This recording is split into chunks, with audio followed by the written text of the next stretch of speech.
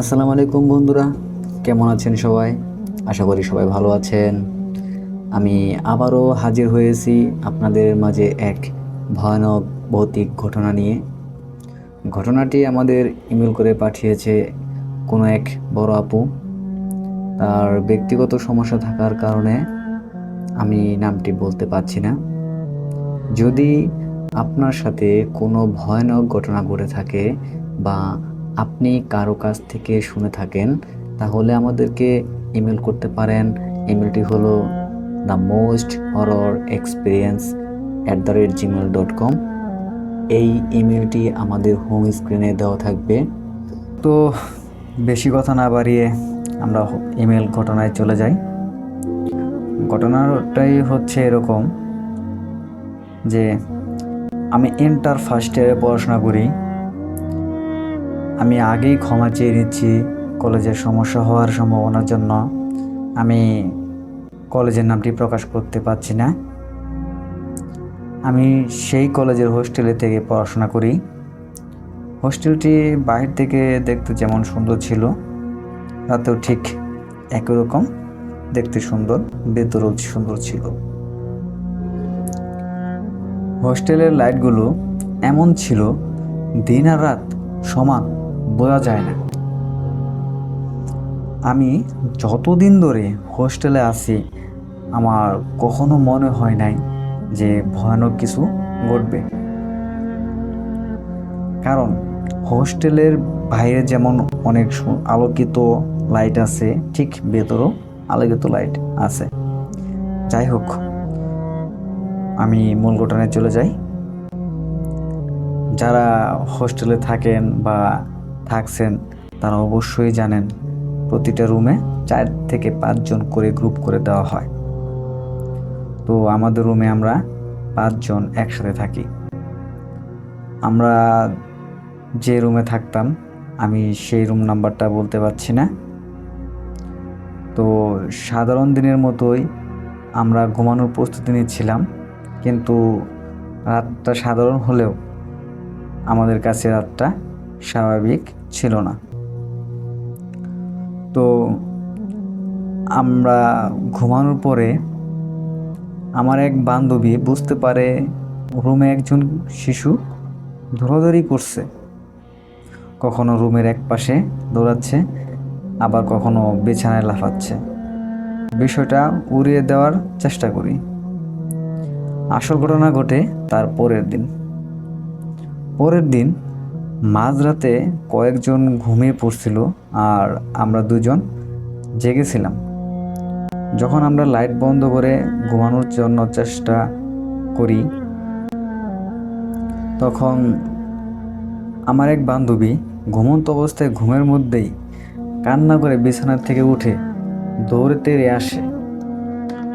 তখন আমি জিজ্ঞাসা করি কি হয়েছে। পরে আমার বান্ধবী বলে তার চারপাশে নাকি কেউ নাই। লাইট অন করলেই দেখে মেয়েটির ডানে বামে সবাই শুয়ে আছে। বিষয়টা স্বাভাবিক হওয়ার পর আবার আমরা ঘুমাতে গেছি। তখন আবার আরেকজন কান্না করে। পরে জিজ্ঞাসা করি কি হয়েছে।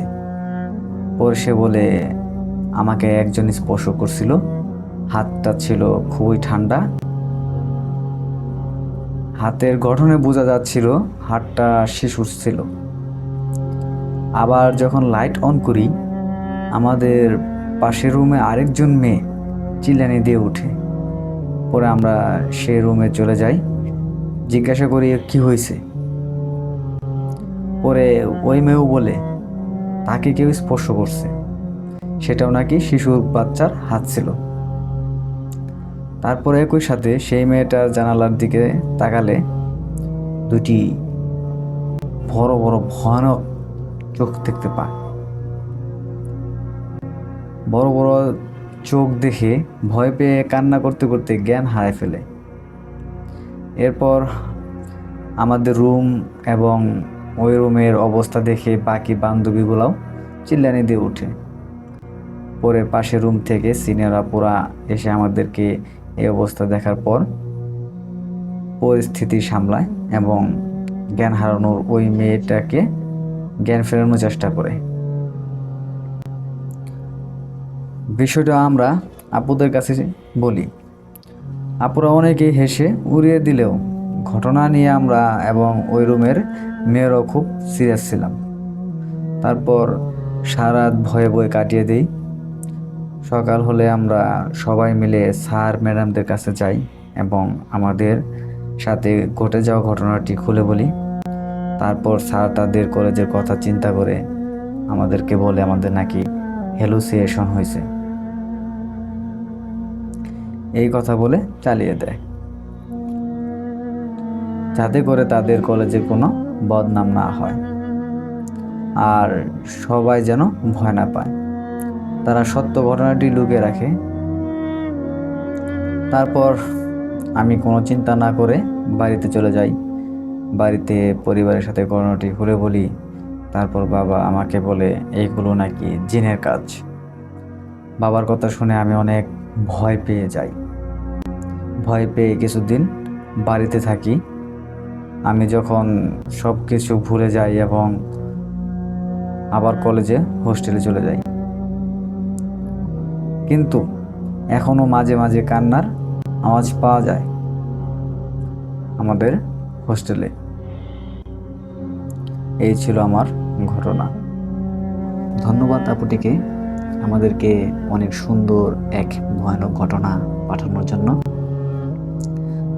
আপনারা যারা এতক্ষণ ধরে আমাদের ঘটনা শুনছিলেন তাদেরকে অসংখ্য ধন্যবাদ। যদি আপনারা আমাদের এই ঘটনাটি ভালো লেগে থাকে তাহলে আমাদেরকে কমেন্ট করে জানাবেন। আর আমাদের চ্যানেলে নতুন হয়ে থাকলে আমাদের চ্যানেলটি অবশ্যই সাবস্ক্রাইব করে পাশে থাকবেন। তো আমি বেশি কথা না বাড়িয়ে আমি দ্বিতীয় ঘটনায় চলে যাই। ঘটনাটি খুব স্পেশাল। এই ঘটনা আমাদেরকে কালেক্ট করতে অনেক কষ্ট করতে হয়েছে এবং পরিশ্রম করতে হয়েছে। তো ঘটনাটি পাঠিয়েছে আমাদের এক লিসেনার। তার ব্যক্তিগত সমস্যা থাকার কারণে তার নামটা আমরা বলতে পারতেছি না। আমি আবারও বলতেছি, যারা আমাদেরকে আপনাদের ভয়ানক ঘটনা আমাদেরকে পাঠাতে চান তাহলে আমাদেরকে ইমেল করতে পারেন themosthorrorexperience@gmail.com। ইমেলটি হোম স্ক্রিনে দেওয়া থাকবে। তো বেশি কথা না বাড়িয়ে আমরা মূল ঘটনায় চলে যাই।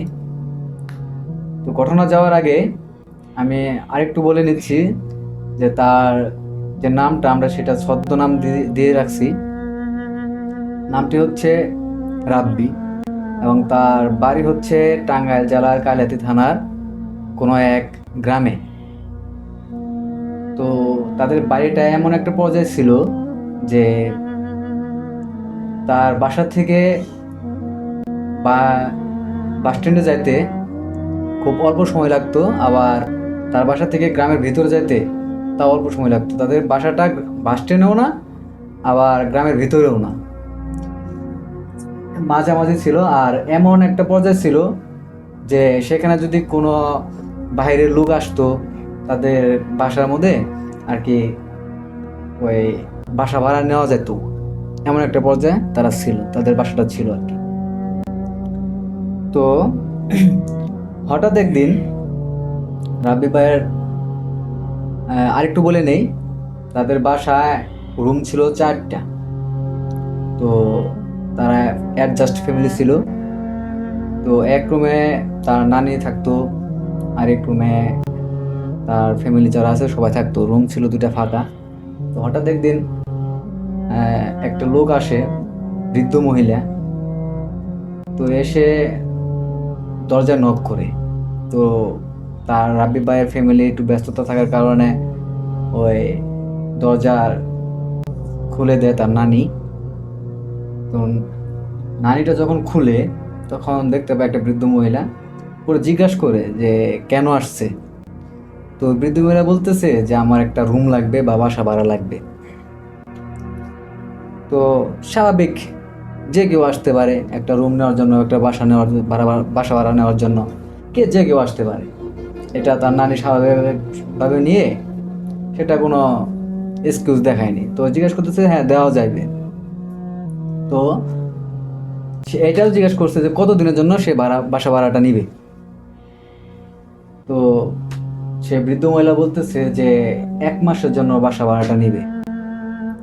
তো এইভাবে আসলে কি হয় কি যে শহরে হোক বা গ্রামে হোক যে কোনো জায়গায় হোক, যদি কেউ বাসা ভাড়া নিতে চায় তাহলে 1 মাসের মধ্যে বা 1 মাসের জন্য কেউ বাসা ভাড়া দিতে চায় না।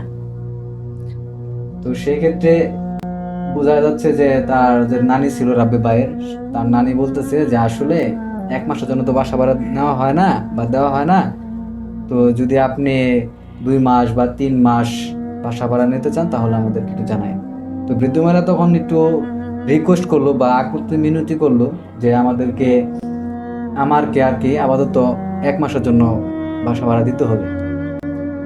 এতটা আকুতি মিনতি করতেছে, তার যে রাব্বি ভাইয়ের যে নানি ছিল তার মনে একটু সন্দেহ জাগে যে এত কেন আকুতি মিনতি করতেছে যে 1 মাসের জন্য বাসা ভাড়াটা নেওয়ার জন্য।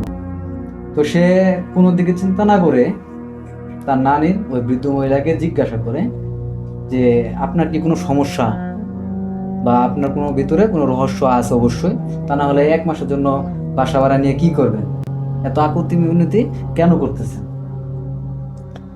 পরে ওই বৃদ্ধ মহিলা বলতেছে যে না, কোনো রহস্য নাই, কোনো সমস্যা নাই, আমাকে একটা রুম ভাড়া দেন 1 মাসের জন্য, আমি আপনাকে সবকিছু পরে বলবো। তখন তার নানির ভিতরে আরো একটু মানে পায় যে ভিতরে একটু সন্দেহ ঢুকে যে এত আকুতি মিনতি এখনো করতেছে। তো তো কোনো দিকে চিন্তা না করে তার সে ডিসিশন না নিয়ে সে তার বৃদ্ধ মহিলাকে বলে যে আমি তাহলে আমার ছেলের বউ আছে, ছেলে আছে, তাদেরকে আমি বলি, বিষয়টা বলি, তারা যদি বাসা ভাড়া দেয় তাহলে আপনি নিতে পারেন। তো এই বলে যখন রাব্বি ভাই নানি চলে আসবে তখন আবার সে বৃদ্ধ মহিলা ডাক দেয় পিছন দিক দিয়ে, ডাক দিয়ে বলে যে একটু দাঁড়ান, কথা আছে। তো তখন সেই বৃদ্ধ মহিলাটা বলে যে আমি আপনাকে সবকিছু বলবো, কিন্তু কাউকে বলা যাবে না যে কেন আমি বাসা ভাড়াটা নিচ্ছি। তো রাব্বি ভাই নানি তো একটু মহৎ, মানে মানুষের কষ্ট খুব কম দেখতে পায়, মানুষের কষ্ট সহ্য করতে পারে না। তো সেই দিকে চিন্তা করে সে রাজি হয় যে বাসা ভাড়া দিবে, কিন্তু বলতে হবে কেন, এই রহস্যটা কি। তো দুজনেই রুমের ভিতরে আসে, রুমে যায়। তো বৃদ্ধ মহিলা কি তার নানিকে বলতেছে যে অনেকদিন আগে তার ছেলের তার ছেলে বলতে তার যে মেয়ের জামাই আছে সে আর তার যে হাজবেন্ড আছে সে, তাদের একটা অনেক বড় ক্ষেত ছিল, ধান ক্ষেত। এই ক্ষেতটা ছিল একটা খালের ওপার, তাদের বাসা থেকে একটু দূরে। তো হঠাৎ একদিন তারা, তখন সিজন ছিল ধান কাটার, তখন সিজনটা ছিল ধান কাটার। তো হঠাৎ একদিন সে বলল যে চলো আমরা যাই, দেখে আসি ক্ষেতের কি পরিস্থিতি, মানে একটু দেখে আসি। তো স্বাভাবিক প্রতিদিনের মতো তারা রওনা দেয়, বের হয় বাসা থেকে। তো বাসা থেকে বের হওয়ার পরে যখন ওই খালের পাড়ে যায় তখন যায় দেখে যে খালে অনেক পানি ছিল, এবং আগে তো ওরকম ভাবে নৌকা পাওয়া যেত না, আর ওই খালে নৌকা থাকতো না। তো কিভাবে পার হবে, নৌকা ছাড়া তো পার হওয়া যাবে না। আর যদি নৌকা ছাড়া পার হতে যায়, অনেক বড় খাল, এটা যদি পার হতে যায়, পার হতে হতে হয়তো বা কোনো একটা দুর্ঘটনা ঘটে যেতে পারে। তো এইদিকে চিন্তা করে তারা একটা সিদ্ধান্ত নিল যে কোনো একটা ব্যবস্থা করতে হবে। প্রায় আধা ঘন্টার মতো দাঁড়ায় থাকে, কোনো রাস্তা খুঁজে পায় না যে কি করবে তারা। হঠাৎ করে কোথা থেকে জানি একটা নৌকা আসে, কিন্তু নৌকার ভিতরে কোনো মানুষ নাই, কিন্তু তারা ওইভাবে মানে কিছু না মনে করে তারা স্বাভাবিকভাবে মনে করছে যে হয়তোবা এখন খালে তো একটু জোয়ার ভাটা আছে, বা কারো নৌকা বাধা ছিল সেটা ছুটে আসছে আর কি, এরকম ভাবে চিন্তা করছে তারা, ওইভাবে কিছু নেয় নাই। তো নৌকাটা এমন ছিল যে ওই নৌকার ভিতরে একটু একটু পানিও ছিল। তো তারা একটু ভয় পেয়ে যায়।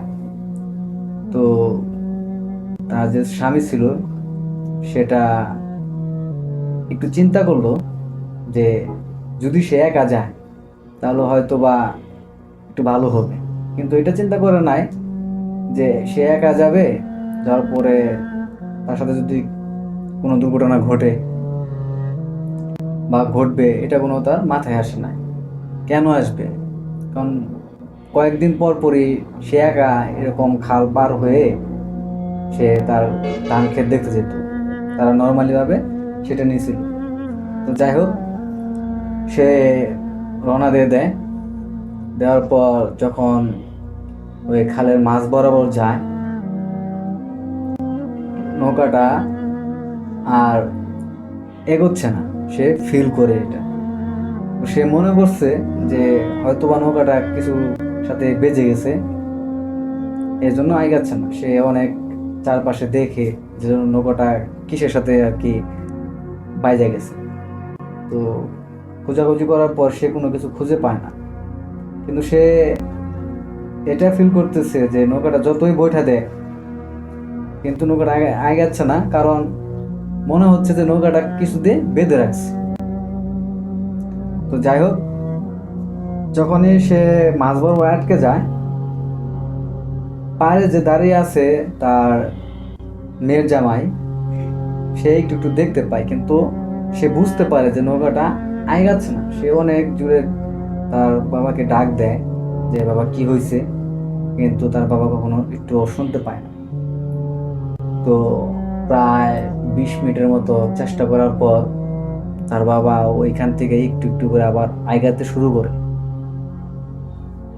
2 থেকে 3 মিনিট যখন আবার আগায় যায়, তখন হঠাৎ করে একটা ধমকা বাতাসের হাওয়া আসে। কিরকম হাওয়া?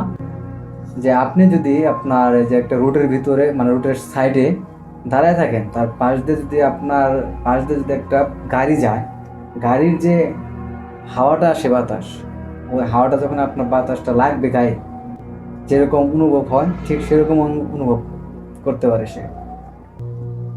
সে বুঝতে পারে না যে এটা হঠাৎ করে কোথা থেকে আসলো, কিন্তু তার ভিতরে একটু একটু ভয় কাজ করতেছিল তখন।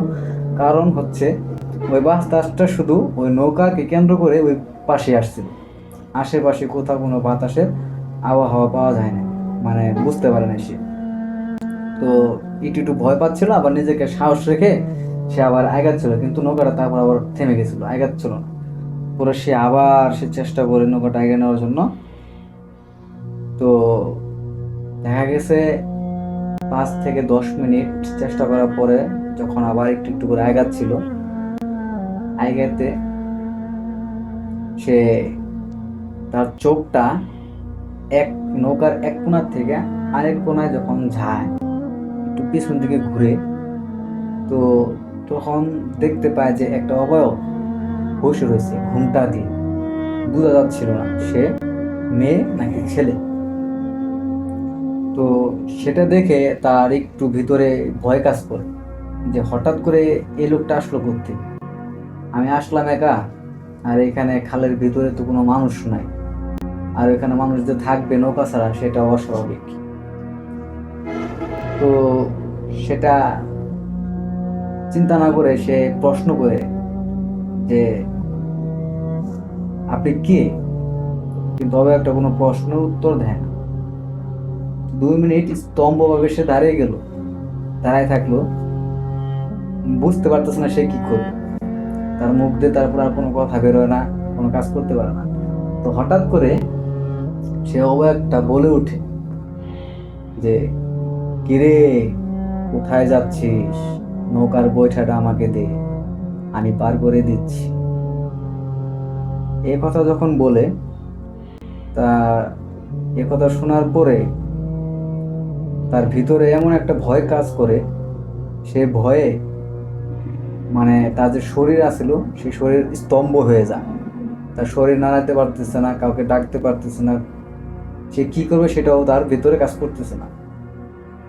তো 2 থেকে 3 মিনিট এরকম ভাবে দাঁড়ায় থাকে স্তম্ভভাবে। তো তারপরে একটু তার ভিতর থেকে ভয়ে, যে একটা মানুষের ভয় পেলে যে তার ভিতর থেকে আওয়াজটা বেরোয়, সে আওয়াজ জুড়ে চিৎকার করে,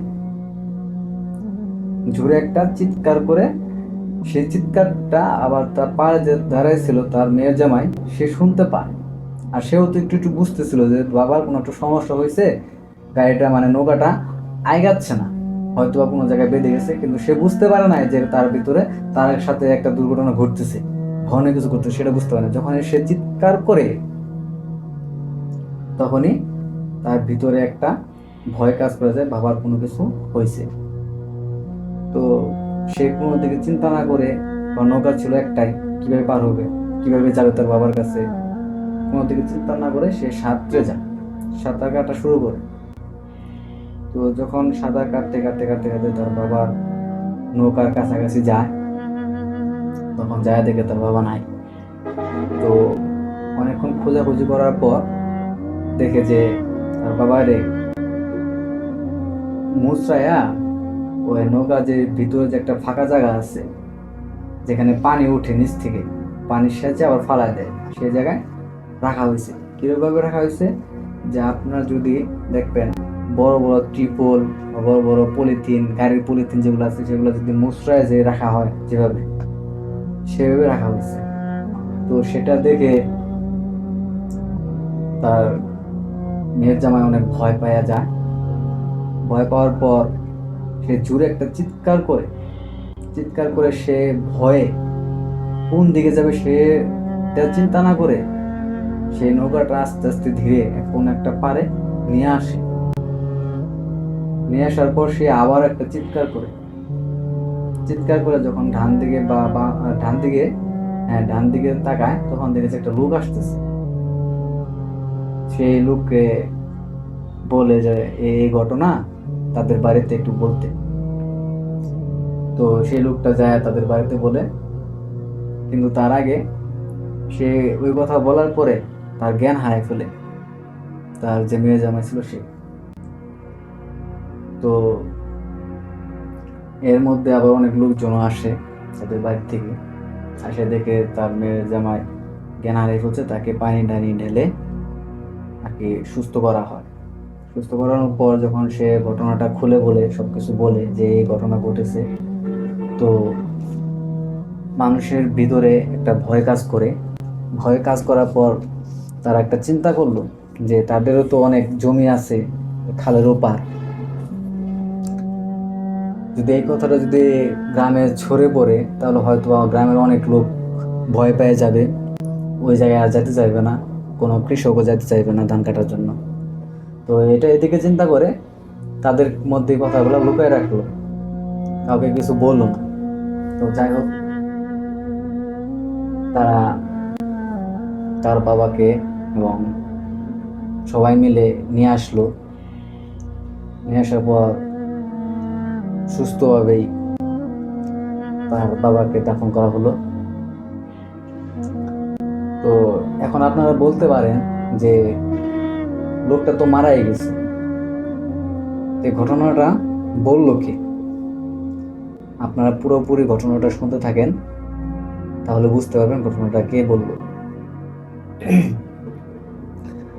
তো আমরা মূল ঘটনায় চলে যাই। তো দাফন কাফন সবকিছু করানোর পরে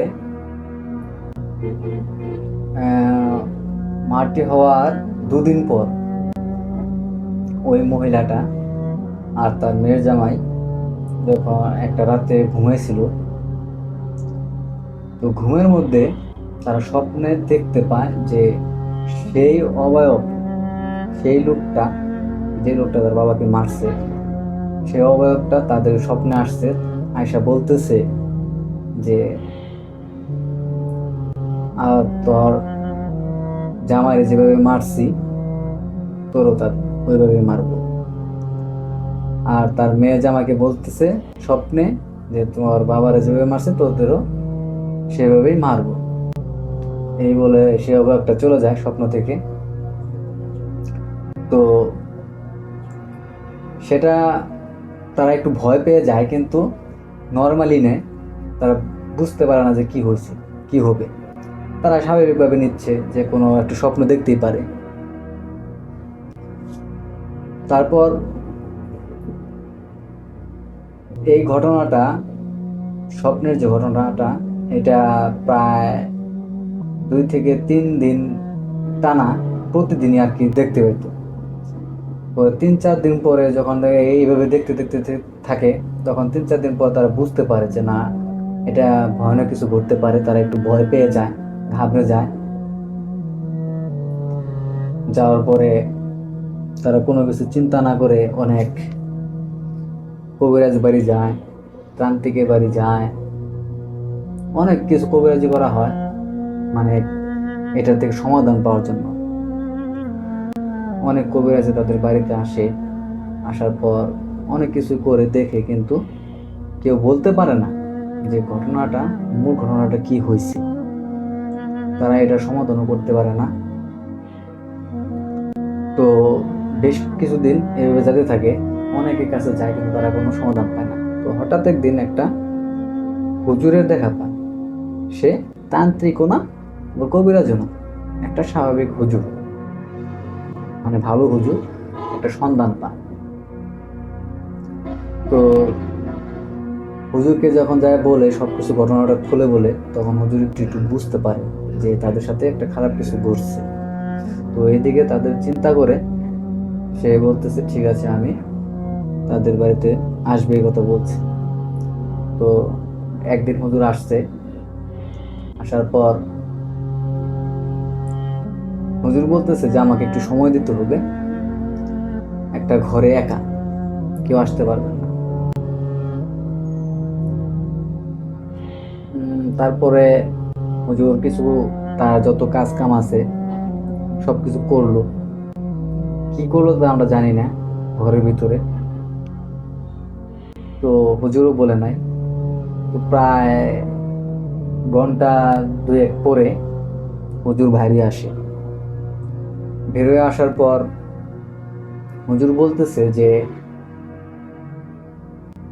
তার যে স্বামী ছিল, তাকে যেভাবে মারা হয়েছে, সে সবকিছু জানতে পারছে যে কিভাবে তাকে মারা হয়েছে, কি কারণে মারা হয়েছে।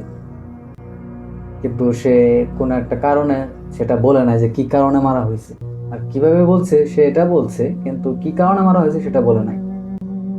তো তারা ঘাবড়ে যায়, ওই মহিলা আর মহিলার মেয়ের জামাই ঘাবড়ে যায়, অনেক ভয় পাওয়া যায়।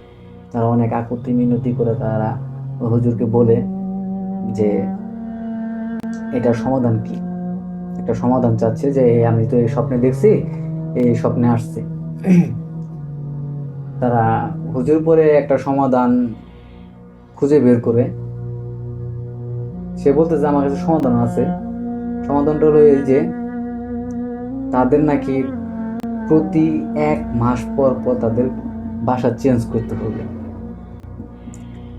যদি একটা বাসায় 1 মাস থাকে, ওই 1 মাস পরে ওই বাসাটা ছাড়তে হবে, তাহলে বলে এটার সমাধান হবে।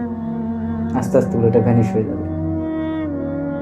ওর হুজুরের কথায় তারা ওইখান থেকে যাত্রা শুরু করে 1 মাস পর পর বাসা চেঞ্জ করে। তো আমরা এখনো বুঝতে পারি নাই, এখনো জানতে পারি নাই যে কি কারণে আমার স্বামী মারা গেল, যে যেটার কারণে আমাদেরকে এখন পর্যন্ত সেটার ভোগান্তি আমাদের ভোগাইতে হচ্ছে। এই ছিল আমার ঘটনা। তো ধন্যবাদ রাবি ভাইকে এত সুন্দর আমাদেরকে ভৌতিক ঘটনা পাঠানোর জন্য। যারা এখন পর্যন্ত আমাদের ঘটনাটা শুনতেছেন বা শুনেছেন, তাদেরকে অসংখ্য ধন্যবাদ।